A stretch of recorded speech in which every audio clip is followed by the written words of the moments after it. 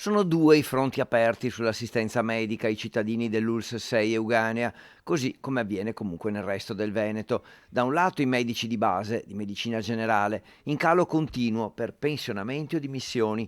Dall'altro i medici della cosiddetta continuità assistenziale, le guardie mediche per capirci, che danno una copertura anche negli orari più scomodi. Ebbene, la Regione ha chiesto a tutte le ULSS di fare una mappa della situazione.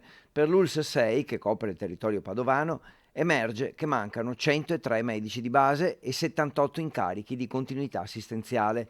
Non hanno ancora quantificato quelli che mancheranno, per cui noi avremo un numero nei prossimi 2 anni più che doppio rispetto ai 108 di oggi.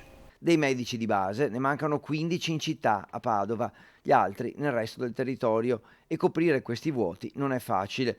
La Regione può affidare l'incarico senza concorso a chi si sta specializzando ed è al terzo anno di formazione, con un massimo di 1200 assistiti, garantendo poi, al termine della formazione, il posto definitivo.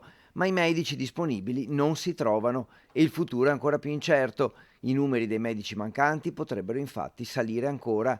A Regione, ULSS e perfino ai sindaci del territorio il compito di trovare presto una soluzione.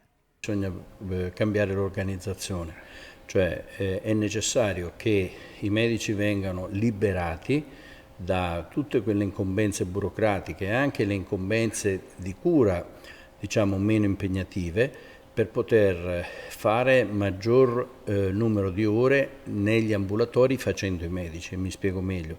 In questo momento un'ora di un medico di famiglia è divisa in 20 minuti a fare il medico, 20 minuti a fare la segretaria e 20 minuti per fare l'infermiera.